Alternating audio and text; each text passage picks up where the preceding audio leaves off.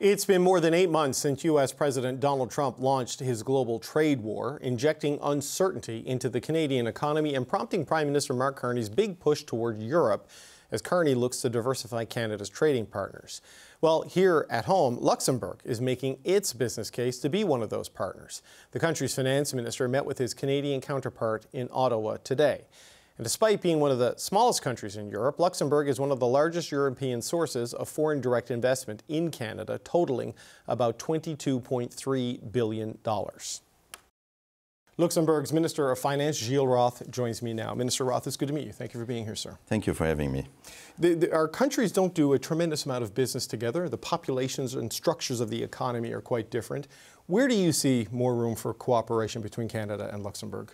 Yes, you just mentioned it right. Luxembourg is a small country, 675,000 people, but we are one of the largest internationally operating finance centers in the world. We have more than 7.3 trillion euros under management in Luxembourg. We have more than 117 banks, and Luxembourg is the most cross-border operating financial center in the world, especially in the fund industry. And I think there are a lot of areas of cooperation with Canada, despite the distance and despite the fact that we have already diplomatic relations for more than 80 years. And our Grand Ducal family stayed in Montreal during the Second World War in exile. Right.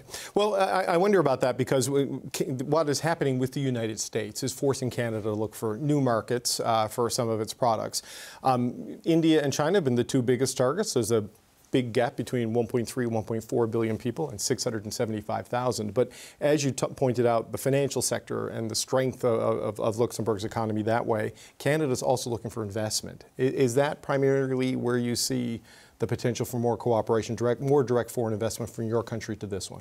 Yes, I exchanged just today with your finance minister, and we identified a lot of areas of cooperation. I think Luxembourg usually serves as a gateway to Europe for internationally operating financial institutions from all over the world, may it be from the US, may it be from Northern America, may it be from Asia. And once you get the passport in Luxembourg, then you can distribute your services, your financial services throughout the 27 member states of the European Union. And Luxembourg has a huge experience in the field of the fund industry, but also in insurance and reinsurance, and now in the fintech area. We are highly skilled.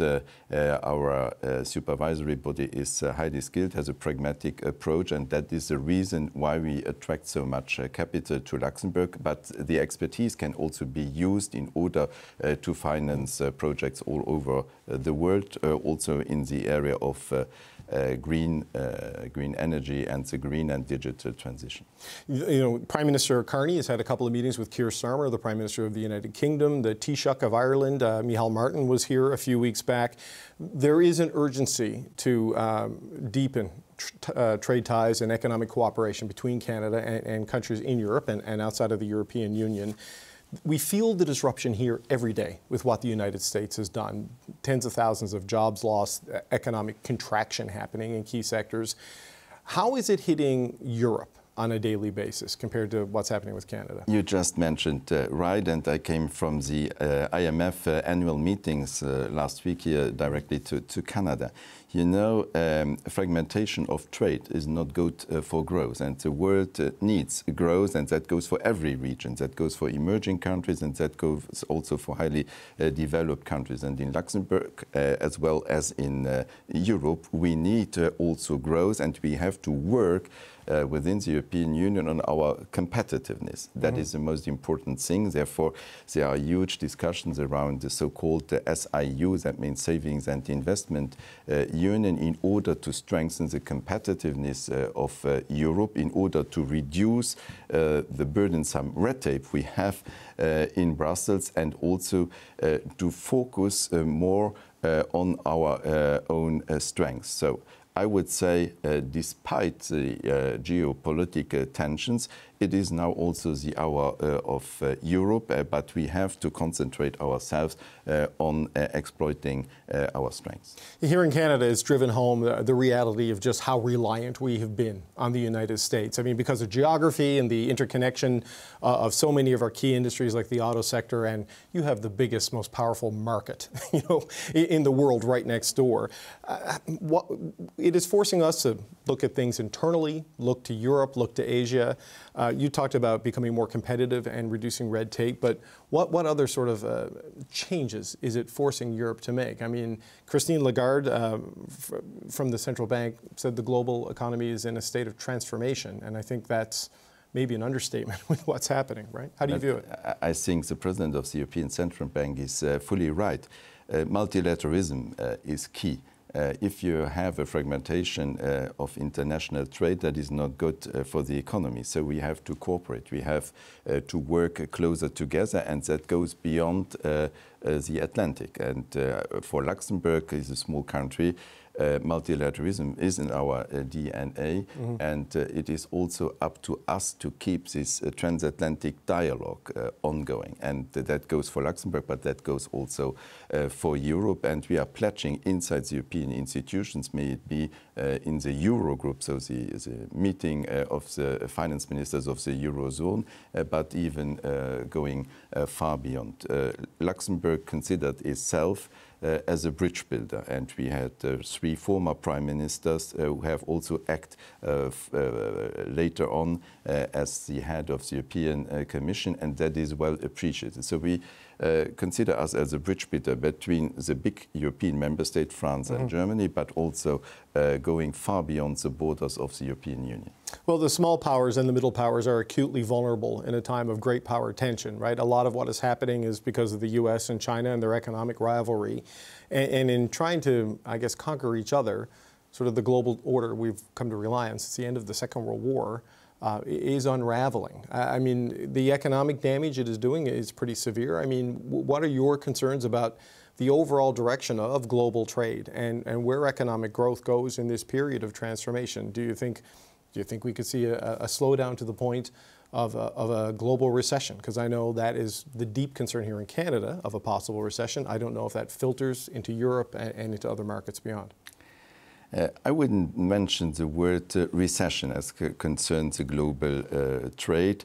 What is important to keep up and to reduce barriers. That is the most important. That is what we are doing and what we are aiming inside the European Union, leveraging private capital. That is something which is important, and ensuring that growth is not focused only on one or another region in the world, but that is growth plays in every region in the world. That is not easy, but it is important to have this stability, because stability is a major motto if you would like to keep your region attractive. And that is what we are working currently in as the European Union, mobilizing the savings, the deposits of private persons in order to use them for the purposes of small and medium companies, and later on use the returns of this money to finance aging population. That is one of the major key issues in the European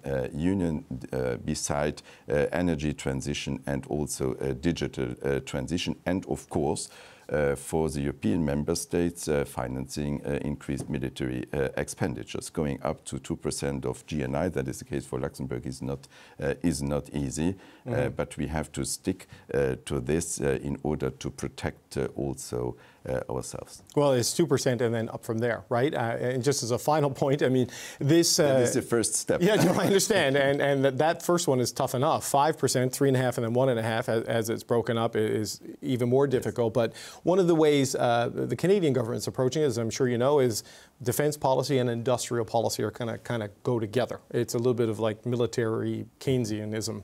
I mean, how do you think Europe and Canada can cooperate on that? Because this is a priority for this country.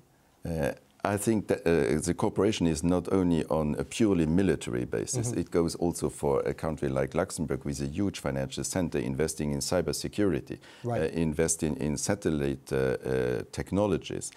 North Star has set up their headquarters, their European headquarters in Luxembourg too.